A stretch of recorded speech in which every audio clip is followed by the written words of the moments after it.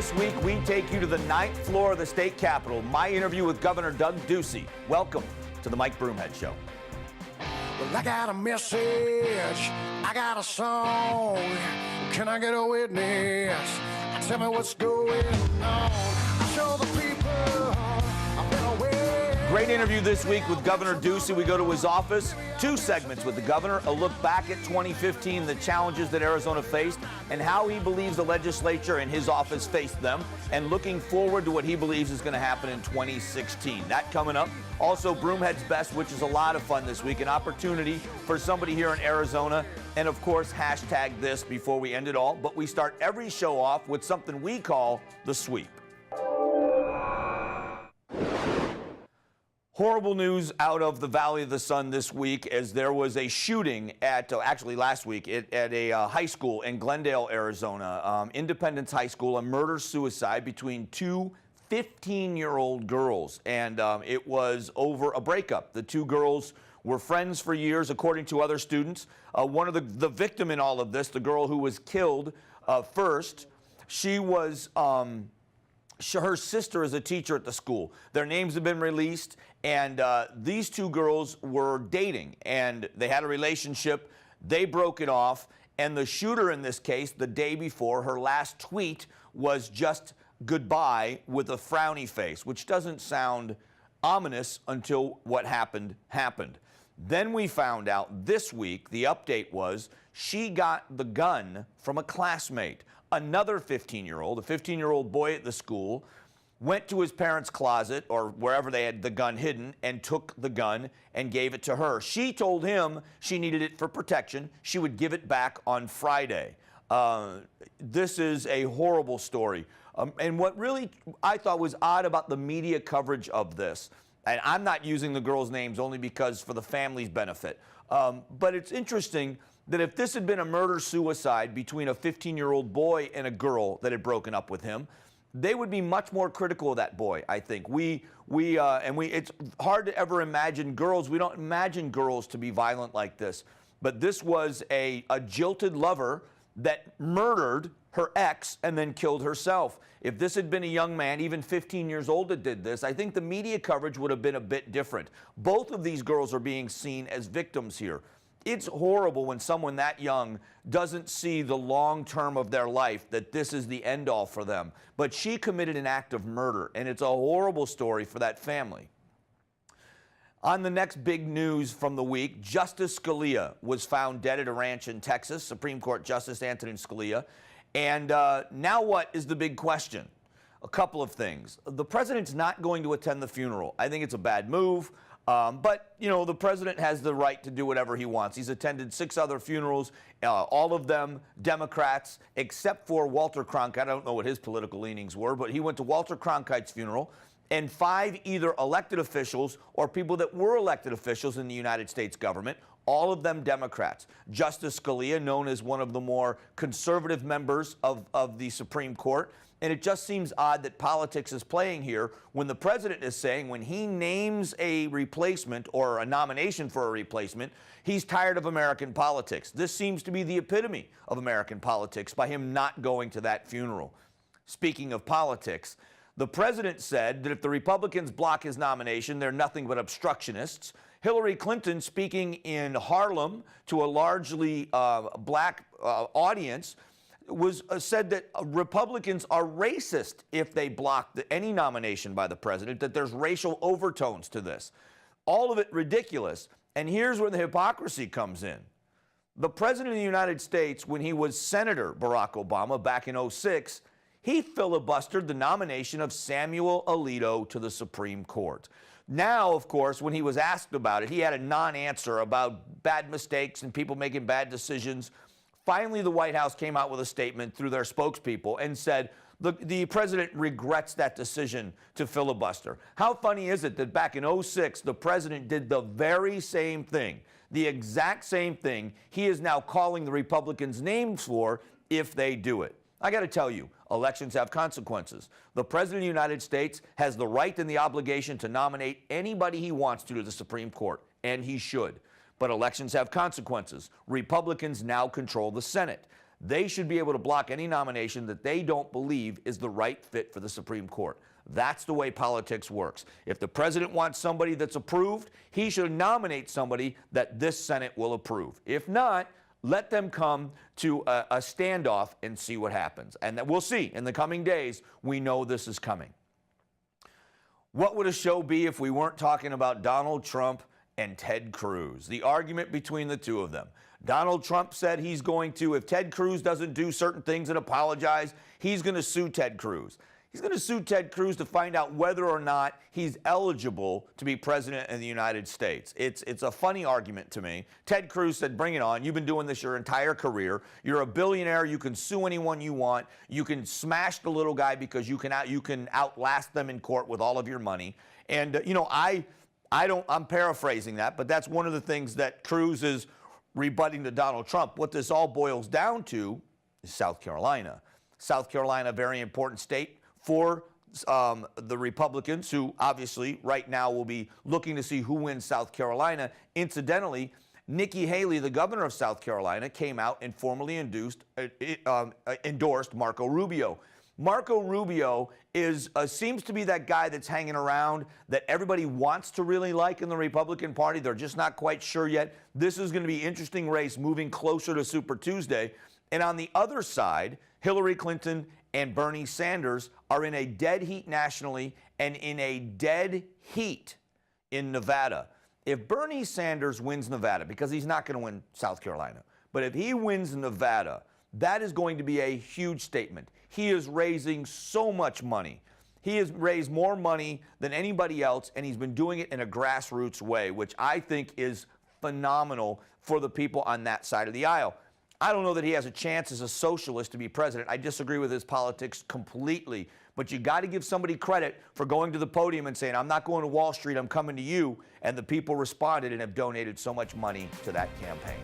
In just a moment, my interview with Governor Doug Ducey. We go into his office, we ask him about 2015, we ask him about 2016, what he sees moving forward, a lot about education, Prop 123, which is the proposition that you will vote on whether or not we will add $3.5 billion from the state land trust into education in Arizona. All that coming up here in just a moment. Stick around, we'll be right back. The Mike Broomhead Show is brought to you in part by Cliff Castle Casino Hotel and Sanderson Ford. We are back on the 9th floor. We are with Governor Ducey. Thanks for doing this again. Well, it's great to have you up. Let's talk about 2015. We were here last year. Tell me about 2015. Give me a recap. Good year, bad year, challenging. What do you think? I think it was a good year, and it was a good year because we faced the challenges. We came into office. We had inherited a $1 billion budget deficit. We tackled that deficit. We made difficult decisions. We've got that behind us. We've got the first balanced, structurally balanced budget since 2007. And now we've got some big ideas moving forward, like Proposition 123. Prop 123 will put $3.5 billion additional into K-12 education without raising taxes. We wouldn't have been able to do that had we not balanced the budget. Okay, I want to get into the challenges of 1, 2, 3 because there has been some pushback on that. But before we do, talk about how are those dollars going to get into the classroom? That's the big challenge. Everyone says more money is the answer, but how do you get those dollars in the classroom? Well, I would say to those people that more money is not the answer. It's only part of the answer. Of course, we've got to pay our teachers. We've got to air condition our buildings. We have to have resources and supplies for our students, and you only do that with money. But if you look at someone who came from the private sector, ran as a businessman, and started in his first year closing a $1 billion budget deficit and never raised taxes, I would say look at my past for what we will experience going forward in terms of responsible spending. So we're going to get those dollars into the base formula. That's the best way to get them in the classroom to affect the teachers. In many of our areas, those teachers need a raise. I applaud that decision if that's what the superintendent in the local district makes. But we want to continue to reform and improve our K-12 system while applying these resources. And again, Mike, we're able to do all this without raising taxes. Critical article of the legislature and of you, but of governors before you, with the tax cuts in Arizona, because we're talking about not raising taxes, and how it's cost the taxpayers in Arizona billions in the legislature and the cuts that have been made.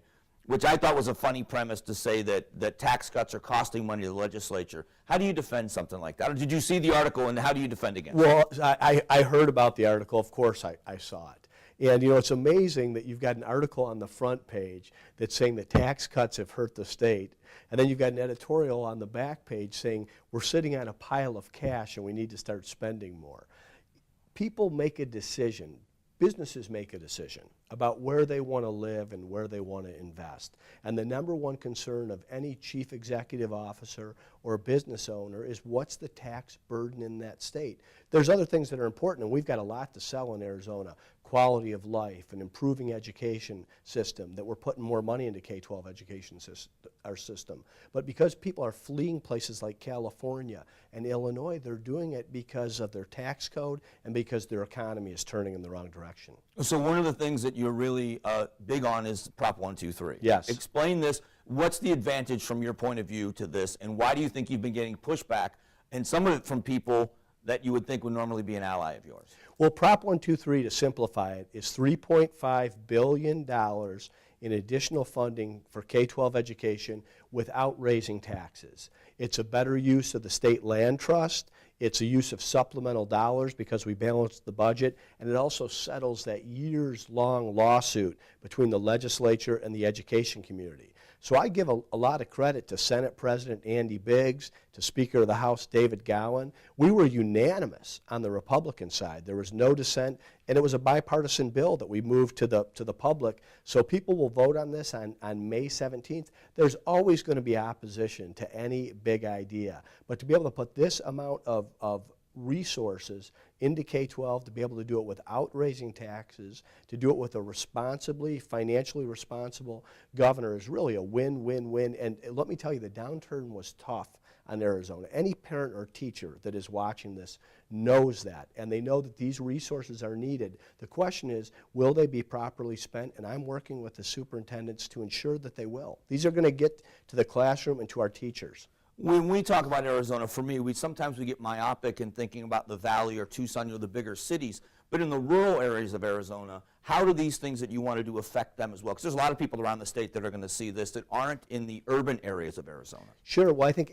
any governor has to think of all 15 counties, and not just Maricopa and Pima or Phoenix and Tucson. And part of the thing that I love about my job is I get to crisscross the state and get out and about all over. So those needs are just as great in our rural areas, and oftentimes they're greater on our tribal lands as well. So the great thing about this initiative is it will push those dollars with equity out into the schools and to the districts, and those superintendents and principals will have some flexibility to decide where they can best apply them to improve outcomes for our kids. That's one of the nice things about being in Arizona is the diversity of how we have these dense urban areas. Phoenix is a very big city, but you can drive an hour and a half away and be almost in the middle of nowhere and be in these great rural areas that are just so much more fun, but it also poses new challenges to the people in those areas as well. Well, sure, and I don't think it's a challenge that any chief executive or governor of what's now a large state. I mean, we're almost 7 million people in this state, and we continue to grow, plus 100,000 people last year, plus 52,000 new jobs. Forbes said we'll be the #1 state in the country for future job growth. These are all positives. I think growth is a good thing, but it needs to be managed responsibly. All right, we're going to talk more about the future in 2016 and about what has just been passed is the pension reform, which is another big budget challenge. So we're one more segment here with the governor, so don't go away. We'll be right back.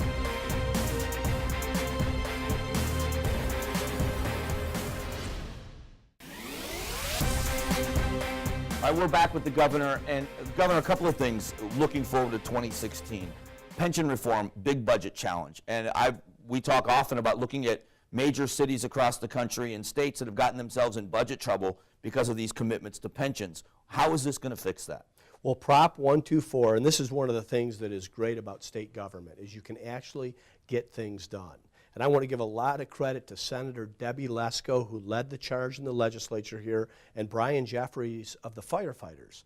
Our pensions were unfunded, and they looked at this problem and said, let's act on this before it becomes a crisis where good people who have worked their entire career would have the rug pulled out from underneath them, like we've seen in other cities like Detroit and places that have had financial mismanagement. So they led the charge on a pension reform. This is going to greatly improve our public sector pension for our first responders, our policemen, our firefighters. It's going to be on the ballot on May 17th, along with Prop 123. And these are two good ideas. They're fiscally conservative ideas, and they're big pension reform and a big education improvement. And these are two things we've gotten done in this first year. And while Arizona's growing, if there are mistakes that are made, a lot of times they can be covered up. But long term, is this good for Arizona? Does it sound long term for the state? Oh, we wouldn't be doing it if it wasn't sound long term. I mean, the problem with growth is it's good, but it also papers over a lot of mistakes. It's like any business person knows that revenue solves a lot of sins. Well, when you're growing, it's a good thing, but it can also allow elected leaders to say, oh, don't look over there. We don't need to deal with that right now. And then a decade down the road, you have a crisis. Here we continue to grow, but this is also good governance while we're growing, so that we're putting our first responders in a position where they'll have retirement. We continue to attract the best and the brightest into these positions, but we don't leave the taxpayers holding the bag. Okay, something new you've created is the Border Strike Task Bureau. The Border Strike Force. Okay, so tell me about that. How did this come into fruition, and what's the advantage to having this? Well, it was part of the campaign commitment of what we can do on the border. And it really is going after the bad guys, the drug cartels and the human traffickers. So it's our Department of Public Safety working shoulder to shoulder with our county sheriffs and county prosecutors to go after the people that are crossing the border and selling drugs. And in a short amount of time, we've had an incredible amount of success. The amount of methamphetamine, heroin that we've seized has been more in just a few weeks than we've done in years before. So we're making an impact on these bad guys who are trying to sell this poison inside our state and across the country. How has it worked with the federal government? Have they been working with the task force, or has there been some pushback? Like we've seen with the Maricopa County Sheriff's Office and the federal government, there's been butting heads in this regard. Are you working well with the federal government? Well, we reached out to the federal government, and we reached out to them after the Super Bowl. We had such a successful Super Bowl. Of course, it's the largest, most watched event in the world, so the federal government's involved because it's a target. And after that game, I said to the authorities in the federal government, look how well we worked together when there was communication and there was partnership. Imagine if we took the assets of the federal government aligned with state and local law enforcement, and we focused on the drug trade and securing our border. So we're making a difference there. There's more we can do. I'd like to see our federal government more on offense, but they're working with us on the strike force. All right, so since you brought up the Super Bowl, let's just recap. How great was Arizona positioned this year with the bowl games we had here, the national championship game here, the Fiesta Bowl here, the Cardinals with a great season. I mean, they didn't make it to the Super Bowl like they had hoped, but what a great sports year it's been in Arizona. I know you're a big sports fan like I am. Well, it was an awesome year, and it was a great year. It was a magical season for the Cardinals. I think if we can get that NFC championship on our home turf, we're going to be headed to the Super Bowl. But just congratulations to all those guys. We have such good guys. And then to have the Fiesta Bowl with Ohio State and Notre Dame. And we're bringing in chief executives and business leaders and influencers and decision makers from California and Illinois. And they're seeing how we have these huge events, from the Phoenix Open to the Barrett-Jackson auction to PIR to these football games, and they want to be a part of our state. How great is the Open? I was there on that Saturday, 201,000 people that day, but the money raised, and what a spotlight on the Valley. I just say, from a business point of view, you can't buy that kind of good publicity. It's 5 of the best days of the year, and I want people that go out to the Open or watch the Open on TV to look at the other weekly golf tournaments. There's almost nobody on those courses, no rope lines. Here we've got over 540,000 people over those 5 days, 200,000 people on Saturday, and we can still bring more. So it just speaks to how good we are at hosting and accommodating these large events, and I want to use these to build our economy, to provide more jobs, and really to show our state off. I know you came from Florida, I came from Ohio. We like to go back and visit our family, but this is where we're going to be for the rest of our life. I want other people to be exposed to that. last question then. Give me one prediction. So when we're here next year talking about this, what are we going to see in 2016 from the government in Arizona? Well, I will predict that we're going to have success on Prop 123 if people talk to their friends and neighbors and go to the ballot box. It's a special election on May 17th, and nothing is guaranteed, especially in this political environment, Mike. So you're going to hear me talking a lot about Prop 123. We're going to be able to turn the page and show our priority towards public K-12 education in the state. We always appreciate time with you, and since we're out of time, I'm not even going to ask you about the presidential race. I'm not going to even put you on the hook for the next time. We'll talk about that one. Thank you so much for the time. You got it. Thank you, Mike. We'll be back. Don't go away.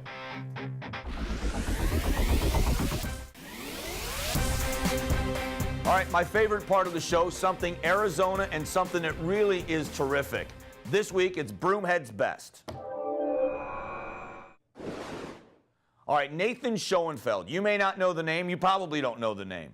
This guy is a banker here in Arizona. He's given his twins a bath at 6 o'clock in the evening, and he gets a phone call from the Arizona Coyotes. The NHL rules state you have to have a backup goalie. The backup goalie for the Arizona Coyotes had a freak injury to his Achilles tendon off the ice before the game. So by rule, they got to forfeit if they don't have a backup goalie.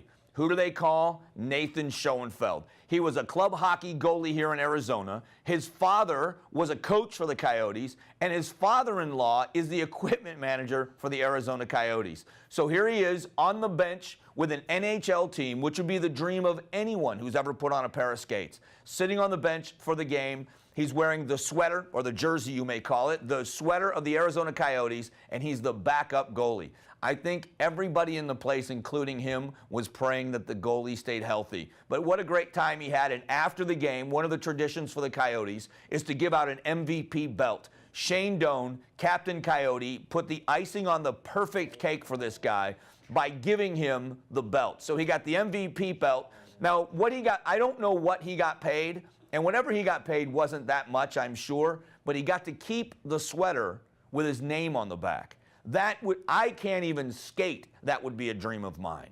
So what a great one that is. Now it's time for something what's burning up the internet. We call it #this. You missed it if you didn't see Hillary barking. We're calling it #Hillary barks.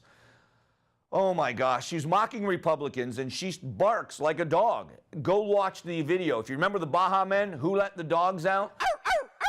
You know? Well, we knew someone was going to do it. Or Jane's Addiction, I Got Caught Stealing, if you know that song. Someone did the video mock-up with the Baja Men, Who Let the Dogs Out, and Hillary Clinton. #Hillary barks this week, without a doubt, has to be #this. Who let the dogs out? Who let the dogs out? Who let the dogs out? Who let the dogs out? All right, we're just about out of time. We've got a few minutes left here in the show to talk about, wrap some things up. Go check it out, Hillary barks, and #this. And what a great story for Broomhead's Best. Follow us on all the social media. You can find us Twitter, Facebook. All of it's available. We'd love to keep in touch with you. I'll be back in a moment. The Mike Broomhead Show is brought to you in part by Cliff Castle Casino Hotel and Sanderson Ford. So the city of Phoenix ends prayer at city council meetings because the Church of Satan wanted to be a part of the invocation there. So instead of fighting it or doing something else, they ended all prayer. So the mayor opened up with a 51-second moment of silence. You want to know how awkward that is? Watch.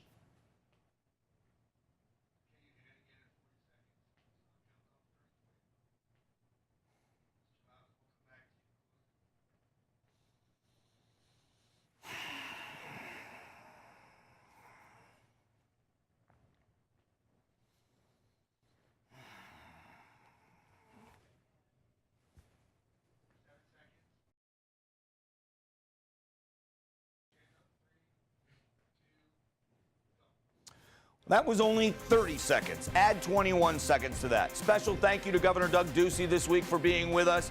We'll be back next Saturday. Have a great week, everyone. God bless. Get more of Mike Broomhead on Facebook, Twitter, and of course weekday mornings from 6 to 10 on News Talk 550 KFYI.